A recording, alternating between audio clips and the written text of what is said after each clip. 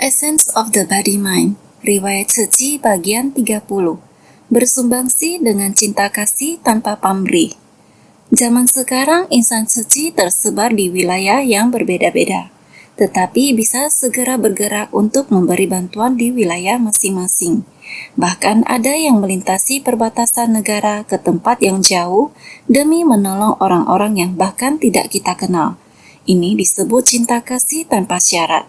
Meski tidak memiliki hubungan apapun, relawan juga bisa memperhatikan orang lain sedemikian. Ini disebut welas asih yang merasa sepenanggungan. Semua ini merupakan ajaran Buddha. Pada zaman sekarang, Tzu telah membuktikan bahwa ajaran Buddha pada lebih dari 2000 tahun lalu merupakan kebenaran sejati. Buddha mengatakan bahwa kelak semua makhluk akan menciptakan karma buruk kolektif, sehingga menjadi dunia jahat yang dipenuhi 5 kekeruhan. Yang dimaksud dengan kelak adalah zaman sekarang. Sungguh, kini bencana akibat ulah manusia dan bencana alam kerap terjadi. Setelah kita melihat penderitaan, kita harus menyadari berkah. Setelah mengetahui kita memiliki jalinan jodoh seperti itu dan terlahir di alam manusia, kita masih memiliki kekuatan untuk menolong orang lain. Kita hendaknya menyatukan kekuatan. Setiap orang harus meneladani hati Buddha. Hati Buddha yang penuh cinta kasih dan welas asih agung, kita harus memiliki dan menjalankan ikrar bodhisattva. Oleh karena itu, kita harus menyatukan hati. Ini adalah cinta universal yang tanpa pamrih, bersumbangsi tanpa mengharapkan imbalan. Ini bukan berarti jika saya melakukan sesuatu atau berdana kepada Anda, maka engkau harus memberikan pemberkatan kepada saya. Apakah orang yang kita tolong dapat memberkati kita? Itu adalah tidak mungkin.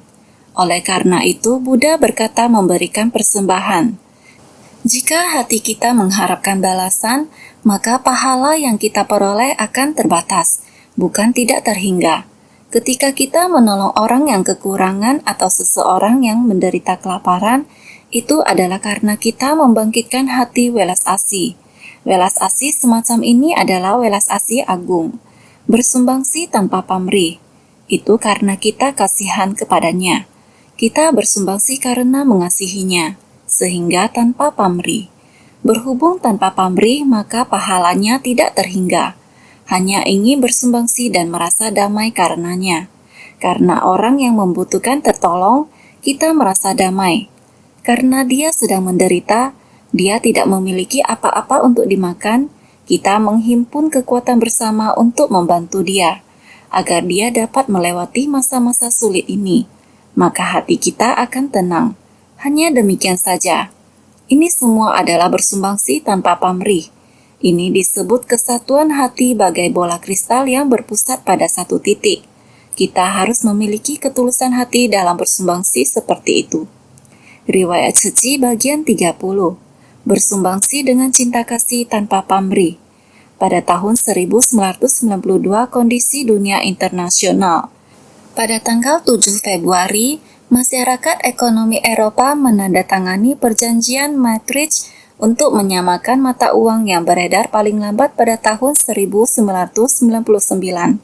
Pada tanggal 12 Februari, Republik Rakyat Mongolia mengubah namanya menjadi Mongolia dan menyatakan beralih dari paham sosialisme ke sistem multipartai.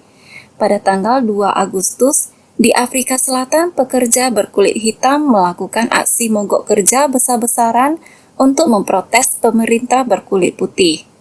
Pada tanggal 16 Mei 1992, KUHP pasal 100 tentang ujaran konspirasi pemberontakan dihapus. Ini merupakan pencapaian besar bagi demokrasi dan hak asasi manusia di Taiwan. Pada tanggal 22 Agustus, hubungan diplomatik dengan Korea Selatan yang telah terjalin 42 tahun dinyatakan putus. Pada tanggal 5 Oktober, jalur kereta Southling Line resmi beroperasi. Pada tanggal 19 Desember, diadakan pemilihan legislatif kedua kali untuk mengakhiri badan legislatif yang telah bertahan puluhan tahun. Pada bulan Maret sampai Juni 1991, penggalangan dana untuk mendukung Palang Merah, membantu anak-anak yatim piatu dalam Perang Teluk Persia I, dan korban bencana siklon di Bangladesh. Ini merupakan permulaan dari penyaluran bantuan internasional CECI. Pada tanggal 23 Juli 1992, Asosiasi Guru CECI dibentuk. Pada tanggal 28 Desember 1992, insan CECI menuju Mongolia untuk menyalurkan bantuan bencana. Ini adalah pertama kalinya insan CECI terjun langsung dalam penyaluran bantuan internasional. Asal mula bantuan internasional CECI. Berkat kelapangan hati setiap orang, barulah CECI bisa melakukan ekspansi dari dekat hingga jauh, dari Hualien hingga ke luar negeri untuk memberikan bantuan darurat, bantuan medis, dan bantuan bagi orang kurang mampu. Dengan yang kita Taiwan lakukan tiada ada bedanya. Bahkan di saat Perang Teluk Persia I ini, anak-anak sungguh menyedihkan. Tempat kita di California menyerukan gerakan penggalangan dana 1 orang $1. Negara yang pertama dibantu oleh CECI adalah Bangladesh yang dilanda bencana banjir. Warga yang kelaparan menderita tak tertahankan. Hati tidak tega. Kita harus bagaimana membantunya? Kita mengajak 1 orang menghemat 1 potong roti. Demikianlah kita menyerukannya. Melalui kantor penghubung Amerika, menyerahkan dana yang terhimpun kepada Palang Merah. Ini adalah langkah pertama CECI melakukan bantuan internasional. Di tahun ke-20 berdirinya CECI, berkat setiap upaya kecil, setiap orang membangun rumah sakit demi kemiskinan dan penyakit, membangun sekolah demi pendidikan. Bahkan seluruh Taiwan, kami melakukan bantuan dengan cara ini. Dari Taiwan hingga melintasi laut sampai Tiongkok daratan, ataupun India, Dominika. Demikian dimulai penyaluran bantuan bencana internasional telah dilakukan. Terjun langsung dalam penyaluran bantuan internasional. Pada tahun 1992, Mongolia Luar terjadi badai salju yang amat sangat lebat. Waktu itu kita pergi membantu mereka. Juga merupakan kenangan yang sangat menyentuh orang dan abadi. Masih sangat baru. Teringat waktu itu, kita pergi survei bencana dan juga membagikan bantuan. Laporan yang mereka kirim, apakah itu berupa foto, apakah itu berupa artikel, ataupun berupa dalam rekaman video, semuanya masih terpatri dalam ingatan. Penderitaan semacam itu yang begitu membuat orang sedih. Sungguh sangat sulit untuk dilupakan. Di Mongolia semuanya adalah pengembala, jadi berternak domba, sapi, dan lain-lain. Ternaknya sungguh sangat banyak. Pohon besar, orang-orang menebangnya. Rumput yang tumbuh di bumi, gerombolan domba, mereka bermigrasi mengikuti air dan rumput. Waktu itu di tahun 1992 ada seorang pria Mongolia. Dia sengaja datang ke Taiwan untuk menanyakan apakah insan CECI bisa membantunya. Karena apa? Waktu itu bertepatan dengan Uni Soviet juga sudah berpisah dengan Mongolia. Di tahun itu turun salju lebat, badai salju yang sangat besar. Karena selama bertahun-tahun yang kering mengalami kekeringan. Oleh karena itu rumput tidak tumbuh sama sekali. Sehingga gerombolan domba ataupun gerombolan sapi tidak ada rumput untuk dimakan. Ditambah lagi dengan badai salju. Badai salju itu benar-benar sangat serius, sehingga tidak ada makanan, dan lagi salju begitu lebat, sehingga banyak hewan ternak yang mati kedinginan di sepanjang jalan. Saat itu penduduk sulit untuk bertahan hidup, sehingga menghadapi kelaparan, dan ini adalah krisis kehidupan, sungguh sangat serius. Pada saat itu, pria itu datang ke Taiwan dan memohon kepada CECI. Kemudian pada tanggal 5 bulan Oktober, relawan berangkat ke Mongolia. Ke Mongolia untuk survei kondisi bencana. Melihat foto dan video yang dikirim kembali, benar-benar tidak tega. Bangkai hewan ternak tersebar di mana-mana. Ada yang secara utuh masih beku di sana, ada yang tinggal tulang. Melihat tubuh bangkai binatang di mana-mana, dan melihat tenda tempat tinggal mereka, salju begitu besar, mereka yang ada di dalam begitu miskin. Kita putuskan untuk membantu mereka. Kita mulai membeli barang bantuan. Dari Mongolia kita harus ke Beijing atau Tianjin untuk belanja. Satu hari relawan Huang Huate dan istrinya pergi ke Beijing untuk belanja selimut, termasuk juga bubuk susu, pakaian dingin, makanan, dan lain-lain. Sangat banyak yang dibeli. Proses pembelian juga cukup lancar. Namun bagaimana cara mengirimkan barang-barang ini dari Beijing ke Mongolia? Ini adalah tantangan yang sangat besar. Dia telepon ke saya dan berkata, "Master, terdapat masalah besar dalam pengiriman barang bantuan." Saya bertanya masalah besar apa? Dia menjawab, jalan pegunungan ini sangat sulit ditempuh dan badai salju ini sangat sulit untuk dilewati. Saya lalu bertanya kepadanya, "Apakah ada kereta api?" Dia berkata ada. Saya berkata, "Gunakanlah kereta barang. Gunakan kereta hitam atau kereta barang." Di Taiwan kita menyebutnya kereta hitam, sedangkan di sana disebut kereta besi. Saya menyarankannya untuk menggunakan kereta api. Dia segera berkomunikasi dengan jawatan kereta api. Kita membutuhkan semua gerbong untuk pengiriman, karena barang bantuan kita sangat banyak. Setelah kita berkomunikasi dengan pihak jawatan kereta api, mereka setuju untuk membantu kita. Perjalanan dari Beijing ke Mongolia membutuhkan waktu 8 hingga 9 hari. Meski barang bantuan kalian sangat banyak, berapa banyak yang bisa tiba di tujuan kami tidak berani menjamin. Mendengar perkataan mereka, relawan Huang kembali menelepon saya. Berhubung perjalanan butuh waktu beberapa hari, mereka perlu beristirahat di jalan. Saat kereta berhenti, barang bantuan bisa diambil orang. Kerugiannya tidak bisa diprediksi. Ini karena semua orang kekurangan. Kita ingin mengirimkan barang bantuan bagi orang yang kekurangan di Mongolia, tetapi warga di tempat yang kita lalui juga kekurangan. Karena itu, polisi setempat tidak berani menjamin. Dia menelepon kembali sambil mengatakan ini kepada saya. Saya berkata kepadanya, "Pertama, warga tidak bisa menunggu lagi. Tahun baru juga sudah hampir tiba dan warga di sana kedinginan. Anak-anak juga membutuhkan susu bubuk. Mereka sudah menunggu berhari-hari dan sungguh sudah tidak bisa menunggu lagi. Lagi pula kita mengeluarkan begitu banyak uang dan bersusah payah membeli barang bantuan. Jika barang bantuan tersisa sedikit, bukankah kerja keras kita akan sia-sia? Ini tidak boleh terjadi. Bisakah Anda berkomunikasi dengan mereka untuk menggunakan pengiriman udara?" Mendengar tentang pengiriman udara, dia sangat terkejut. Dia berkata, "Pengiriman udara membutuhkan biaya besar karena barang kami begitu banyak. Kami harus mengirimkannya beberapa kali." Saya berkata, "Coba tanyalah dulu." Kemudian dia mulai berkomunikasi. Relawan Huang mulai bernegosiasi. Dan ternyata Mongolian Airlines bersedia membantu. Akan tetapi menurut hasil evaluasi mereka, butuh 3 hari dan 9 kali penerbangan. 2 pesawat harus mengangkat barang-barang itu 9 kali secara bergantian. Jadi perjalanan bolak-balik seperti ini sungguh sangat sulit. Barang bantuan kita tiba di Mongolia malam sebelum tahun baru. Saat itu cuaca sangat dingin. Dari ibu kota ke lokasi bencana masih harus menempuh perjalanan jauh. Kami insan suci pergi ke Mongolia untuk membagikan barang bantuan.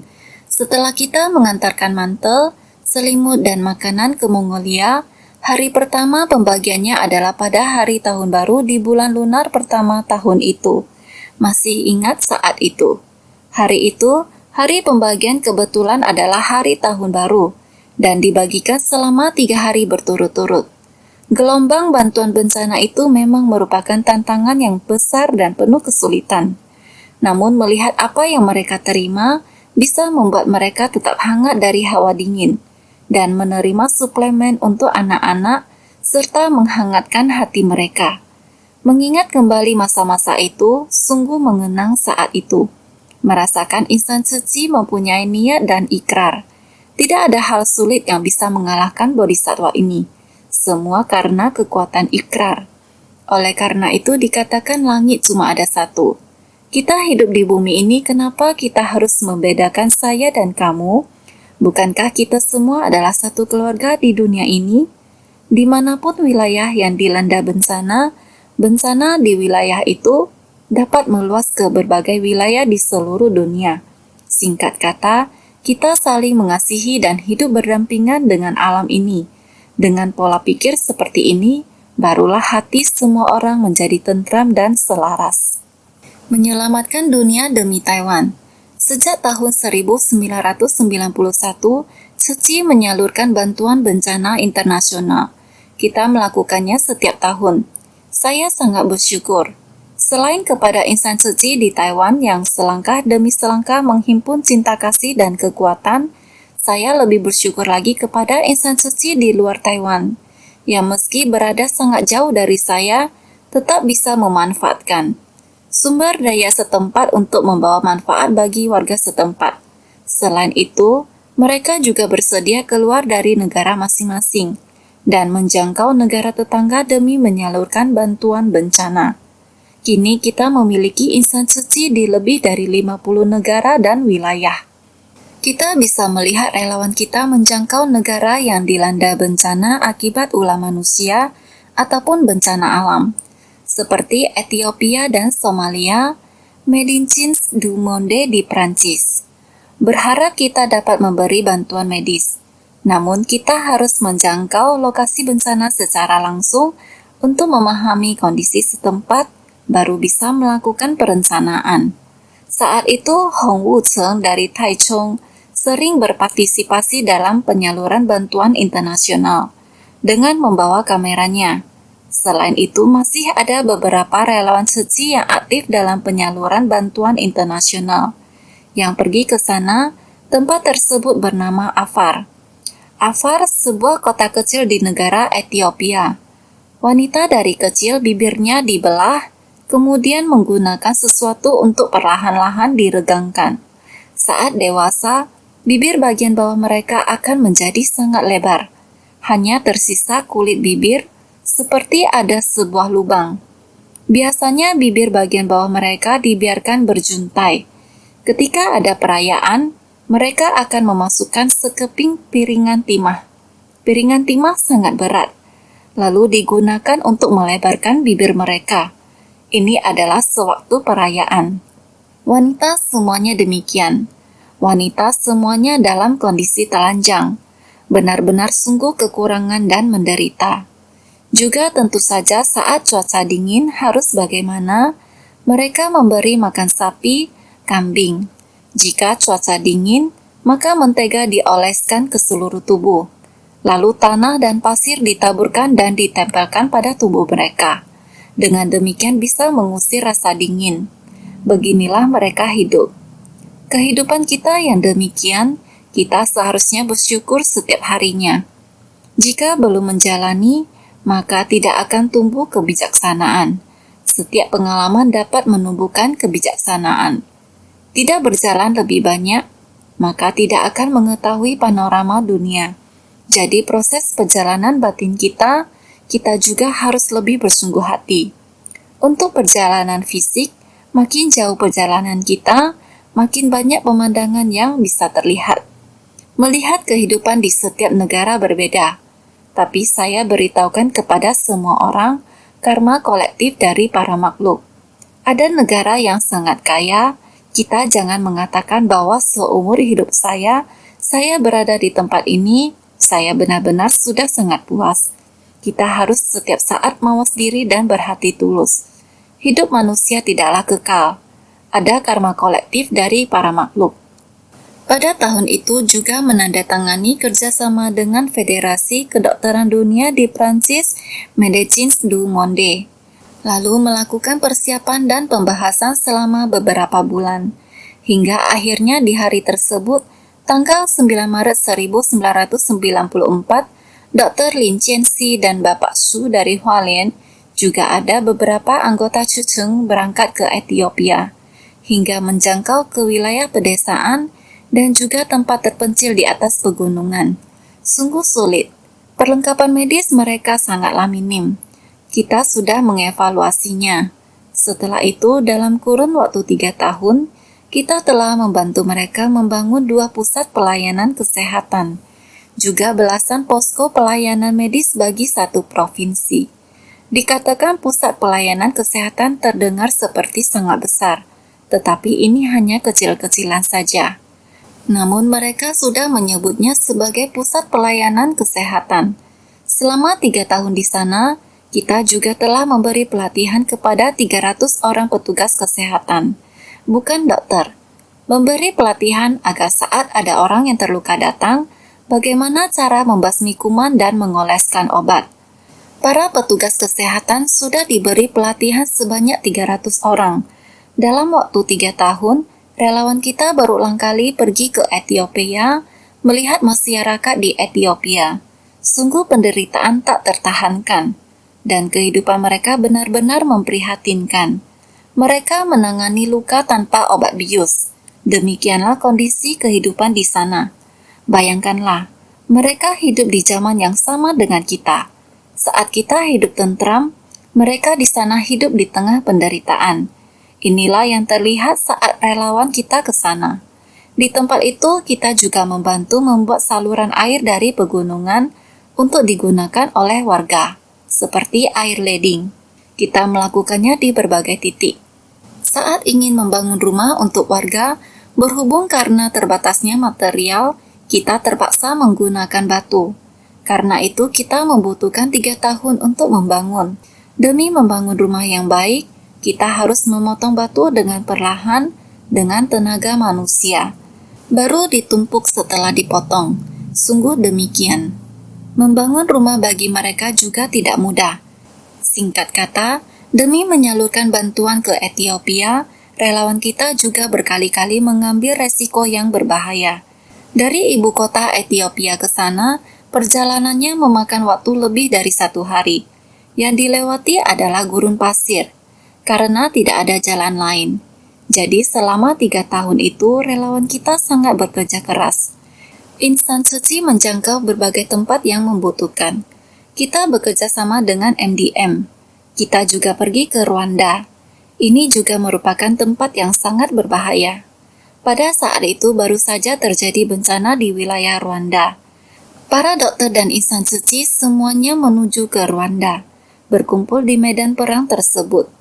Para dokter merawat korban yang mengalami sakit penyakit, terdengar suara tembakan dan ledakan. Korban yang dipapah ialah korban dengan lumuran darah yang mengucur di seluruh tubuhnya. Ketika itu ada staf kita yang juga pergi ke daerah tersebut untuk menjalankan tanggung jawab administrasi. Ketika dia menulis faksimiles, dia menuliskan, "Ketika saya sedang menulis surat ini, saya mendengar suara ledakan. Tidak lama kemudian, orang dengan sekujur badannya dilumuri darah dibawa kemari. Kemudian satu kepala berguling kemari." Saya berkata, tempat yang seperti ini yang dipenuhi oleh lumuran darah merupakan tempat yang sangat berbahaya. Rwanda pada saat itu, gelombang pengungsi berkumpul di Zaire. Muncul wabah penyakit secara tiba-tiba, yang menewaskan ribuan orang dalam hitungan hari. Awalnya jenazah-jenazah tersebut diangkat ke mobil, kemudian diangkut untuk dimakamkan. Namun belakangan tidak demikian lagi.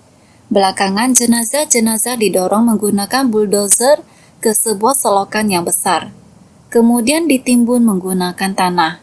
Kita juga mengirimkan orang untuk pergi meskipun kondisi seperti ini.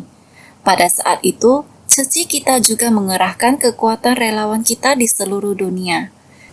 Kita meminta relawan Ceci di Inggris, berharap mereka dapat datang membantu mereka. Sehingga kita menyewa pesawat besar dari Rusia untuk datang ke Inggris. Kita mengisi dengan persediaan medis. Pada saat bersamaan, ada tenaga medis yang telah terlatih di daerah bencana parah. Mereka juga pergi bersama dengan pesawat. Demikianlah mereka tiba di Rwanda. Pesawat mendarat di perbatasan dan mereka menggunakan jeep untuk mengangkut rombongan ini ke Rwanda. Di kamp pengungsi seperti ini, mereka melihat kondisi memilukan seperti ini. Kamp pengungsi ini terdapat puluhan ribu orang yang tinggal di sana. Mereka berkumpul di sana. Mereka tiba di antara pengungsi. Di antara mereka ada seorang perawat muda. Ketika dia tiba di tempat ini dan keluar dari jeep, dia hanya memasuki kamp pengungsi. ketika dia melihat tiba-tiba berteriak dengan keras. Dirinya menjadi tidak terkendali. Guncangan itu terlalu besar baginya, sehingga mereka membiarkan perawat muda ini pulang dengan naik pesawat yang sama. Semua ini adalah yang kita lihat pada saat itu. Ini benar-benar sangat memilukan. Mengapa kehidupan manusia seperti ini? Seringkali kita bertanya mengapa benar-benar penuh dengan penderitaan. Kita seharusnya tahu bahwa dunia ini penuh dengan penderitaan. Penderitaan berasal dari sebab penderitaan yang terakumulasi. Terakumulasi dari berbagai macam sebab dan pandangan, serta berbagai macam keluhan, dendam, dan kebencian. Demikianlah terakumulasi. Sehingga ini adalah sebab penderitaan. Jadi kita harus memutuskannya. Kita harus tahu akan penderitaan dan memutuskan sumber dari penderitaan. Oleh karena itu kita harus melenyapkannya. Harus tahu bagaimana melenyapkannya. Demikian konflik dan kebencian di antara hubungan manusia. Kita bisa melenyapkan kerisauan yang demikian, maka masyarakat kita akan harmonis, dan orang akan aman dan damai. Untuk melenyapkan kerisauan dan diskriminasi seperti ini, kita harus berlapang dada. Jalan-jalan di dunia ini harus dibentangkan secara merata. Sama seperti jalan di lahan batin kita, juga harus dibentangkan secara merata. Baru kita bisa maju selangkah untuk memasuki jalan bodi. Prinsip-prinsip pencerahan harus ada dalam batin kita, baru bisa memperpanjang cinta yang demikian di dunia, agar tidak terjadi pembunuhan yang tidak berperasaan. Relawan suci walaupun berada di Taiwan, tetapi selalu memperhatikan permasalahan di dunia. Di tempat yang dapat dijangkau orang Taiwan, selalu ada insan suci yang bisa sewaktu-waktu membantu dengan semangat kemanusiaan. Jadi relawan suci tersebar di berbagai negara. Saat ada yang membutuhkan bantuan, tidak harus relawan Taiwan yang bergerak. Namun semua relawan sama-sama memancarkan semangat kemanusiaan untuk membantu sesama, memiliki kesepakatan yang sama. Misalnya dimanapun mereka menjalankan kegiatan, selalu ada spanduk besar, kata-kata besar yang bertuliskan Suci Taiwan. Mereka tidak meminta dana dari Taiwan, namun kita semua memiliki kesepakatan yang sama. Kita memberikan sebuah pola pikir kepada mereka. Kalian harus berangkat dari Taiwan. Kalian harus mengatasnamakan Taiwan sebagai kebanggaan kalian. Harus menyebarluaskan nama baik Taiwan di daerah kalian berada. Harus menyayangi Taiwan kita. Janganlah sampai nama Taiwan di halayak internasional dikenal sebagai pulau ketamakan. Sampai-sampai tidak lagi menyisakan nama baik. Saat ini ada banyak sekali murid yang mau pergi ke negeri orang. Saat berada di negeri orang, kita harus menciptakan kesan yang baik. Saat kita menyalurkan bantuan internasional, banyak orang yang bahkan tidak tahu Taiwan berada di mana. Di sebagian peta, lokasi Taiwan tidak dimasukkan karena terlalu kecil. Jadi sejak kita menyalurkan bantuan di Rwanda, di sana tentu juga ada organisasi amal lainnya. Semuanya di tempat itu. Setiap organisasi membangun tenda masing-masing, mendirikan tenda. Di luar tenda kita dikibarkan sebuah bendera. Di luar setiap tenda kita dikibarkan sebuah bendera, yakni bendera suci kita. Orang-orang dari negara lain merasa penasaran. Mengapa kami tidak pernah melihat bendera seperti ini? Bendera dari negara manakah ini? Seorang dokter dari Prancis menjelaskan kepada mereka, mengatakan bahwa ini bendera sebuah organisasi dari Taiwan. Semua orang merasa penasaran. Taiwan, kami tidak pernah mendengarnya. Di mana Taiwan berada? Ada orang yang menjawab, negara yang mengkonsumsi daging harimau. Lalu ada yang berkata, bukan, ini adalah negara kasino dan sangat suka berjudi. Ada pula yang berkata pulau ketamakan. Negara ini sangat buruk. Setiap negara yang tidak tahu tentang Taiwan ataupun yang tahu tentang Taiwan, penilaian mereka terhadap Taiwan sangat negatif.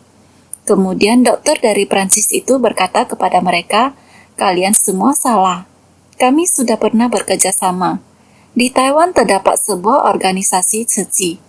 Di Ethiopia kami pernah bekerja sama dengan mereka. Kami juga pernah pergi ke Taiwan. Taiwan adalah negara yang sangat baik. Warganya sangat ramah. Organisasi ini adalah sebuah organisasi keagamaan yang bersumbangsi tanpa pamrih. Kami sudah pernah bekerja sama. Dia mengatakan banyak hal baik tentang kita. Mereka baru mengetahui bahwa ada ceci di Taiwan, dan ceci ini berasal dari sebuah negara bernama Taiwan. Sebenarnya ceci telah menjadi duta persahabatan, yang tak terhitung jumlahnya bagi Taiwan. Misalnya seperti gempa 21 September. Lihatlah, penggalangan dana dari insan ceci sedunia. Saya baru memiliki keberanian yang demikian membantu pembangunan kembali lebih dari 50 sekolah. Saya memiliki keberanian demikian, karena sekarang ceci telah menyebar ke seluruh dunia, semua orang demi Taiwan. Mereka juga membantu saya melakukan penggalangan dana di sana, dan mengirimkan dana sumbangan kembali ke Taiwan, sehingga saya bisa melakukan sesuatu bagi Taiwan. Para saudara yang berkebajikan besar, cinta kasih tidak membedakan yang besar atau kecil, tidak membedakan lingkungan yang kaya atau miskin. Sifat manusia pada dasarnya baik, maka ceci dapat berdiri di Taiwan, dapat berpandangan luas terhadap seluruh dunia. Insan ceci seluruh dunia bisa di tempat tinggal mereka masing-masing untuk bersumbangsi cinta kasih mereka, meningkatkan citra bagi Taiwan. Saya juga selalu mengucapkan betapa bersyukurnya saya. Tidak peduli di negara mana mereka berada, apapun yang dilakukan yang pertama adalah atas nama Taiwan. Ini juga adalah membentangkan jalan demi anak cucu kita di masa mendatang, agar orang tahu bahwa orang Taiwan memiliki citra yang tinggi, bukan pulau keserakahan. Orang Taiwan tidak semuanya serakah. Singkat kata, berharap cinta kasih ceci kita bisa menanamkan benih di seluruh dunia. Berharap seluruh bumi di masa mendatang merupakan desa ceci. Ceci Taiwan, terima kasih Taiwan. Hingga kini, ceci telah menjangkau lebih dari 90 negara dan menyaksikan berbagai bencana di dunia ini. Ceci bersumbangsi bagi korban bencana alam dan bencana akibat ulah manusia. Kita telah menjangkau 5 benua dan melihat orang-orang yang dilanda perang atau terserang penyakit kolera. Kenangan pada saat itu sungguh sangat buruk. Tempat tinggal kita adalah tempat yang penuh berkah. Kita hidup di negara yang penuh berkah. Karena itu berasal dari negara manapun, kita harus membina rasa syukur. Ceci bermula dari kondisi yang serba sulit hingga kini tersebar hampir ke seluruh dunia. Setiap negara yang kita jangkau adalah negara yang dilanda bencana besar. Karena itulah kita perlu menjangkaunya. Ceci selalu menggerakkan seluruh insan ceci. Ada pula relawan dari Taiwan yang menjangkau negara lain yang jauh. Setiap kali bergerak, kita membentuk tim yang terdiri atas puluhan orang. Semua orang mengeluarkan biaya sendiri untuk bersumbangsi. Setiap kali menjangkau lokasi bencana, insan ceci akan terlebih dahulu memberi rangkulan dan penghiburan. Di seluruh dunia, semua orang adalah satu keluarga. Kita sering menyanyikan sebuah lagu sambil memperagakan isyarat tangan. Meski tidak mengerti bahasa mereka, tetapi dengan melihat gerakan tangan, kita akan tahu bahwa mereka sedang menyanyikan satu keluarga. Kemanapun kita pergi, semua orang adalah satu keluarga. Semua orang di dunia ini adalah satu keluarga. Benar-benar sangat berterima kasih kepada insan ceci. Ini bukan hasil kerja keras satu orang. Bukan Master Sun Yen ingin membantu rumah di mana saja sesuai keinginan. Bukan demikian. Ini berkat para insan ceci. Setiap orang begitu dekat dengan Master. Master hanya berkata sedikit, mereka sudah mendengarkannya ke dalam hati. Langkah mereka begitu stabil. Selangkah demi selangkah maju dengan kokoh. Jadi saya harus bersyukur kepada seluruh insan ceci. Antara sesama manusia harus bersatu hati. Saya mendengar di mana ada bencana, saya tidak tega. Hati saya merasa sakit. Semua orang mendengarkan. Master tidak tega, hati Master sakit. Mereka juga sama seperti saya merasa tidak tega. Hati merasa sakit. Bukankah ini yang diwariskan dari generasi ke generasi? Garis keturunan ini, garis keturunan Dharma ini. Saat saya berkata bahwa kepala saya sakit, semua orang mulai mendengar dan mengatakan, "Saya juga merasa sakit. Batin saya juga sakit. Kaki dan tangan saya juga sakit." Karena diwariskan dari generasi ke generasi. Inilah silsilah ajaran Chingse. Karena setiap orang bersatu hati, menyatu kekuatan, kita baru bisa menyebar di berbagai negara. Tempat yang begitu asing bagi kita. Di negara sana bersedia menyediakan lahan. Kita tidak membeli lahan dari orang lain. Semuanya disediakan oleh negara mereka sendiri. Membangun banyak perumahan cinta kasih Ceci. Berapa banyak lagi yang akan kita bangun kelak? Singkat kata, dimulai dari 30 ibu rumah tangga, hingga sekarang dari misi amal menyebar ke seluruh dunia. Kita setiap orang harus memiliki kesatuan hati yang murni bagai bola kristal yang berpusat pada titik yang sama. Batin kita harus seperti bola kristal, begitu murni jernih dan bening. Kita harus seperti hutan pohon bodi, tumbuh pada akar yang sama. Benar, kita harus seperti rimba pohon bodi yang tumbuh pada akar yang sama. Semua kelompok bersatu hati menggarap lahan berkah. Kemudian akar kebijaksanaan yang mendalam pada jalan bodhisattva. Di tengah penderitaan menumbuhkan cinta kasih. Di tengah ketidakpastian kebijaksanaan kita diuji. Berharap masyarakat damai sejahtera, dunia bebas bencana. Semua ini berharap kita setiap orang menggarap dengan sungguh hati dan cinta kasih.